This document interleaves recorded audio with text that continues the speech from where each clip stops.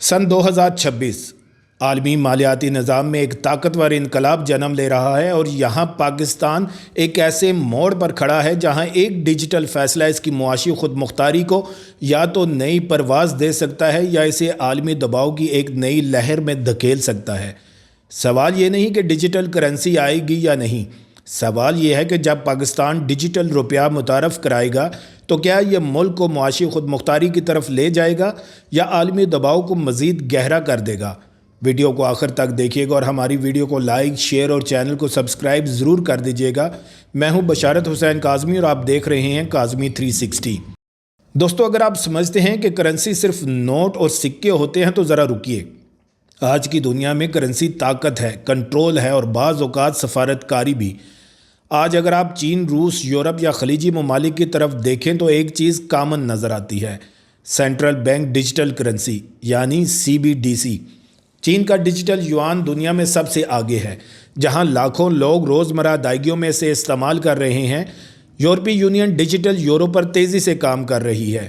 بھارت نے ڈیجیٹل روپیہ pilot programme میں متعارف کرا دیا ہے اور امریکہ اگرچہ محتاط ہے لیکن پس پردہ تحقیق مکمل رفتار سے جاری ہے۔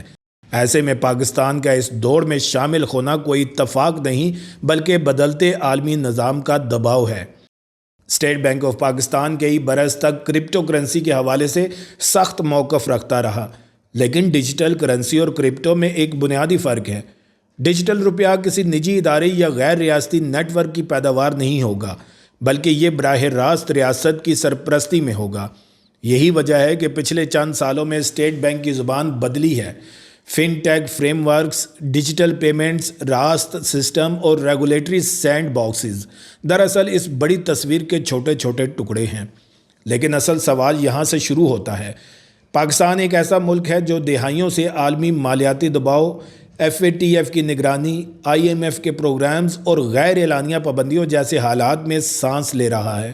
بین الاقوامی بینکنگ چینلز محدود ہوں تو تجارت مہنگی ہو جاتی ہے، ریمیٹنس سست ہو جاتی ہے اور زر مبادلہ کے ذخائر مسلسل دباؤ میں رہتے ہیں۔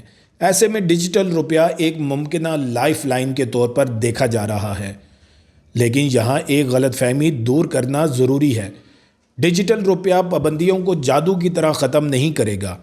کوئی بھی CBDC براہ راست امریکی یا اقوام متحدہ کی پابندیوں سے بچنے کا قانونی راستہ نہیں بن سکتی۔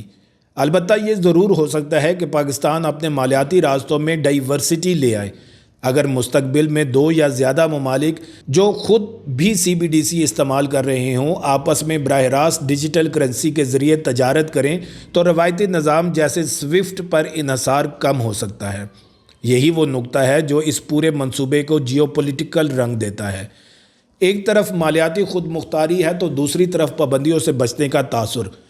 اگر پاکستان کا ڈیجیٹل روپیہ مکمل طور پر شفاف، ریگولیٹڈ اور عالمی اصولوں کے مطابق ہوگا تو اسے ایک جدید مالیاتی ٹول سمجھا جائے گا۔ لیکن اگر اس پر یہ شبہ پیدا ہو گیا کہ اسے عالمی نظام کو بائی پاس کرنے کے لیے استعمال کیا جا رہا ہے تو رد عمل سخت بھی ہو سکتا ہے۔ اب بات کرتے ہیں ٹیکنالوجی کی، کیونکہ اصل طاقت وہیں چھپی ہے۔ سب سے اہم فیصلہ یہ ہوگا کہ بلاک چین کیسی ہوگی۔ پبلک بلاک چین جہاں پر کوئی نیٹ ورک کا حصہ ہو، یا پرائیویٹ اور پرمیشن بلاک چین جہاں کنٹرول ریاست کے ہاتھ میں ہو۔ زیادہ امکان یہی ہے کہ پاکستان پرائیویٹ بلاک چین کا انتخاب کرے گا کیونکہ اس سے ڈیٹا سیکیورٹی اور مانیٹرنگ ممکن ہوتی ہے۔ لیکن یہی کنٹرول شہری آزادیوں اور پرائیویسی پر سوال بھی اٹھاتا ہے۔ کیا ہر شہری کی ٹرانزیکشن اسٹیٹ بینک دیکھ سکے گا؟ کیا ڈیٹا محفوظ ہوگا؟ سائبر حملوں کا خطرہ کیسے کم کیا جائے گا؟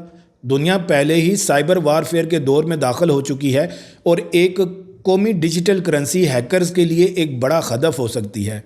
اسی لیے ڈیجیٹل روپیہ صرف معاشی نہیں بلکہ قومی سلامتی کا منصوبہ بھی ہوگا۔ عملی نفاذ کی بات کریں تو چیلنجز اور بھی بڑے ہیں۔ پاکستان میں لاکھوں افراد آج بھی بینک اکاؤنٹ سے محروم ہیں۔ انٹرنیٹ کی رفتار، سمارٹ فون تک رسائی اور ڈیجیٹل آگاہی ہر علاقے میں یکساں نہیں۔ اگر ڈیجیٹل روپیہ صرف شہری پڑھے لکھے طبقے تک محدود رہا تو یہ مالی شمولیت کا خواب پورا نہیں کر سکے گا۔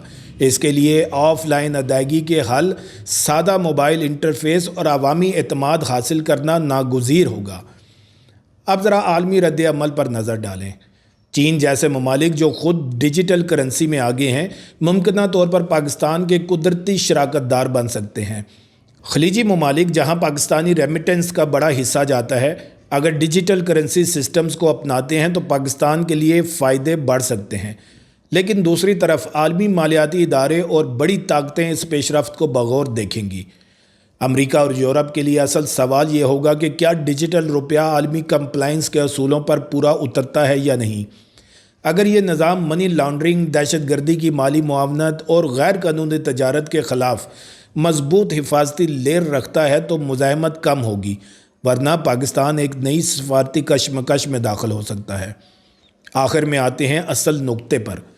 कामयाबी को कैसे नापा जाएगा? क्या डिजिटल रुपया ज़र मुबादला के दबाव को कम करेगा? क्या टैक्स नेट वसी होगा? क्या हुकूमती सब्सिडीज़ शफाफ होंगी? क्या रेमिटेंस तेज़ और सस्ती होंगी? अगर इन सवालों के जवाब हाँ में आते हैं तो ये मंसूबा पाकिस्तान के मालियाती मुस्तकबिल को नई समत देगा। तवील मुद्दत में दुनिया एक ऐसे निज़ाम की तरफ बढ़ रही है जहाँ एक ही ताकत का गलबा नहीं होगा, बल्कि कई डिजिटल करेंसियाँ साथ साथ चलेंगी। ऐसे में पाकिस्तान के पास चॉइस है, या तो वो इस तब्दीली का हिस्सा बने या फिर पुराने निज़ाम में फंसा रहे। डिजिटल रुपया शायद कोई मौजज़ा ना हो, लेकिन ये इस बात का ऐलान ज़रूर हो सकता है कि पाकिस्तान मुस्तकबिल की मालियाती सियासत में तमाशाई नहीं बनना चाहता। अब फैसला आप पर छोड़ते हैं। क्या डिजिटल रुपया वाकई पाकिस्तान के लिए एक स्ट्रैटेजिक गेम चेंजर बन सकता है, या ये एक और हाई रिस्क तजुर्बा होगा जिसकी कीमत आवाम को चुकाना पड़ेगी? अपनी राय कमेंट्स में ज़रूर दें। वीडियो को लाइक करें, चैनल सब्सक्राइब करें और बेल आइकन दबाएं, क्योंकि काज़मी 360 पर हम सिर्फ खबरें नहीं देते, हम मुस्तकबिल की डायरेक्शन पर बात करते हैं। गुफ्तगू जारी रहेगी। फिर मिलेंगे एक नई वीडियो में। अल्लाह ताला आप सबका हामी और नासिर हो।